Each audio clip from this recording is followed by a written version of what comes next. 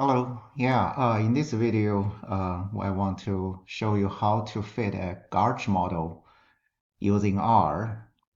Um, it's a little bit long, so I divided into two parts. So part one, I will talk about a little bit the background of GARCH models. Then I'll show you how to use the R package rugarch to fit a GARCH model, and we go through the outputs and I'll tell you how to interpret the outputs.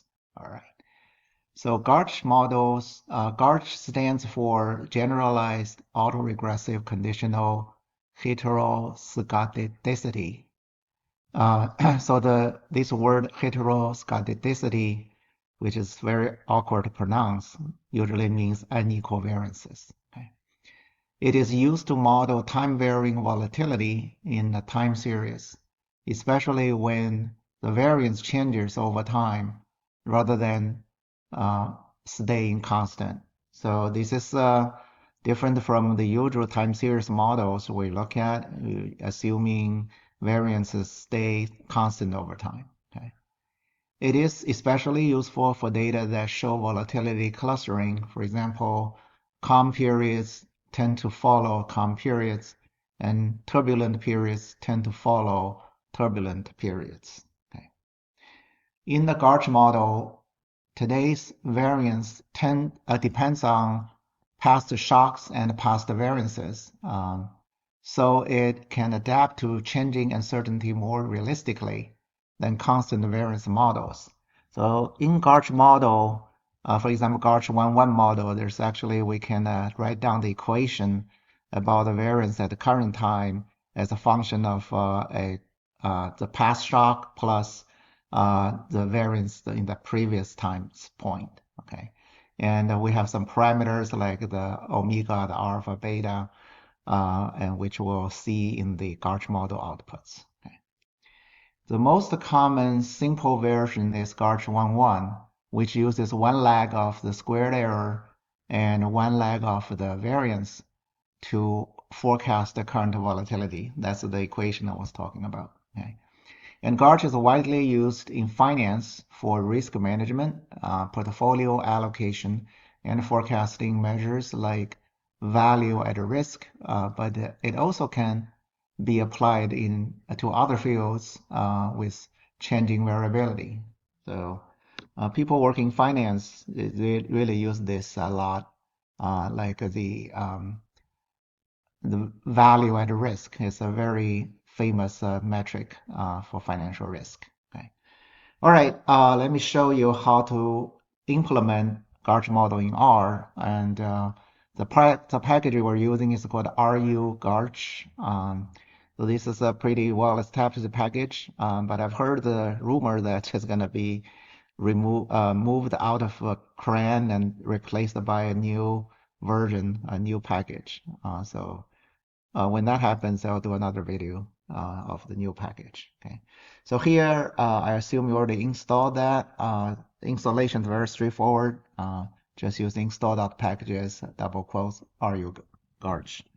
Okay, so let's load the library. And first, I'll just load in the built-in data set called SP500 RET. And I just extract the returns.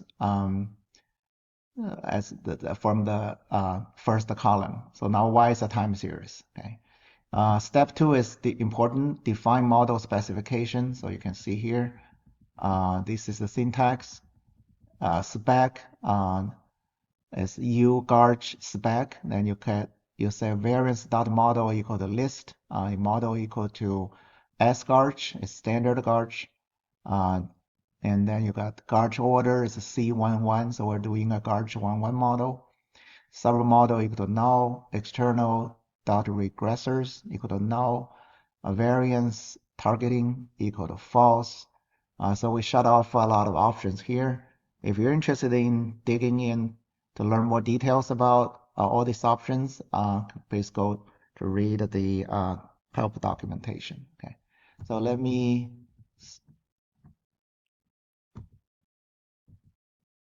specify the model.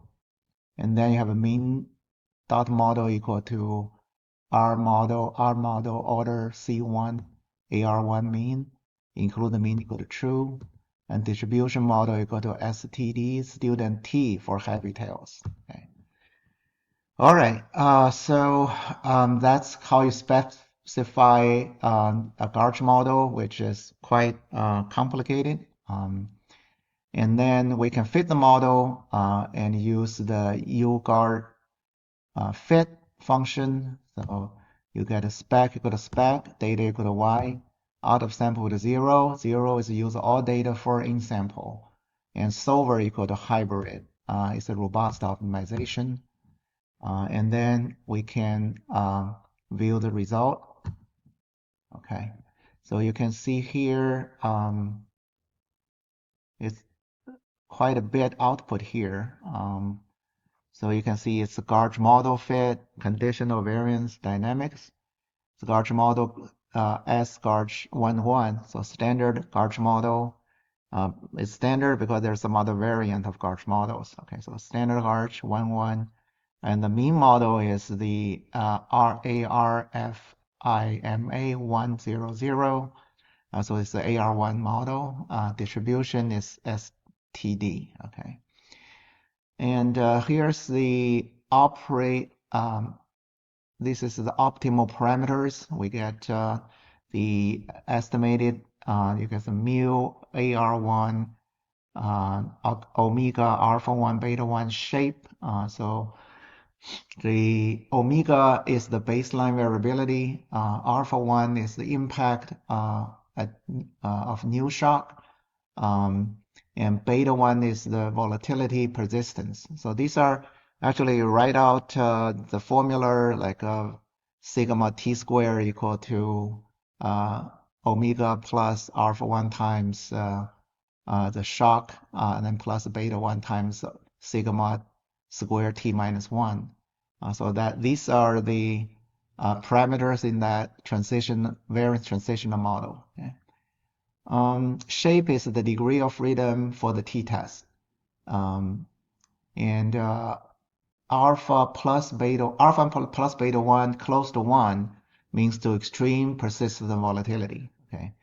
So here we have alpha 1 to be 0.061 and beta 1 is 0.935. So they add together very close to 1. So in this case, it's the persistent volatility. Okay, and weighted this robust standard errors that's using another standard robust error estimator because we have correlate data, and if we're just using the arrange like the normal, the regular standard error formulas, it may be biased. So we use the robust standard errors, and then for these parameters. Okay, and then we have the log likelihood values, and we have the information criteria: Akayaki, Bayes, Shibata, and Hannan Queen. Okay, so it looks like the estimation is done by maximum likelihood. Okay, and this weighted lone box test on standard residuals, and this is for testing whether there is any residual autocorrelation and degree of freedom equal to 2. This is the lone box test lags. Okay, so it's the 2. You can see here you got the lag 1 and you got lag 2 plus p plus q. You know, those parameters related to the lone box test. Okay. You can see the DOF is 1 and the H0 is no serious correlation. Okay. So weighted linear lone box on standard squared residuals here. So from these tests, we can see Yeah, actually, there are two sections of weighted long box test on standardized residuals. The first one is standardized residuals, and second one is standardized square residuals. Okay, so here you can see they are all significant here, less than 0.05, indicating when you have lag 1 to 5, you still have residual autocorrelations after you put the GARCH model in. Okay, for this one, the standard squared residuals, you have lag 1, it still have residual autocorrelation, but then lag 2 is exceeded 0.05, and then we have lag 9, then it become insignificant. Okay, so our model GARCH 1.1 may not be sufficient, and then we just have to maybe tweak a little bit more about the model. Then you have this Nivolum stability test is for testing whether the parameters are stable jointly. Large joint statistic means unstable. Individual statistic, a larger value indicate that parameter is unstable here. So this one is the value is pretty large here. Okay. So and here the joint one is mostly caused by omega. So this parameter estimate is not stable. Okay. And then you have some asymptotic critical values for these individual statistics. And you have the sign bias test. It checks whether positive and negative shocks affect volatility differently. You can see it has a negative sign bias.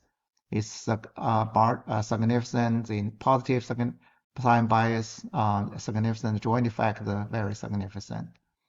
Okay, so this is just saying it doesn't matter from positive or negative, they all significantly affect the variance. And you have the goodness of fit, yeah, which indicate they're all very small, so it's indicate the model is not really perfect. Okay. Okay, so this is the part one of this video. We applied the GARCH model, GARCH 1.1 model to S&P 500 return, and looks like we need a higher order GARCH model for this. But okay, thanks for watching, and don't forget to follow up and watch part two of this video.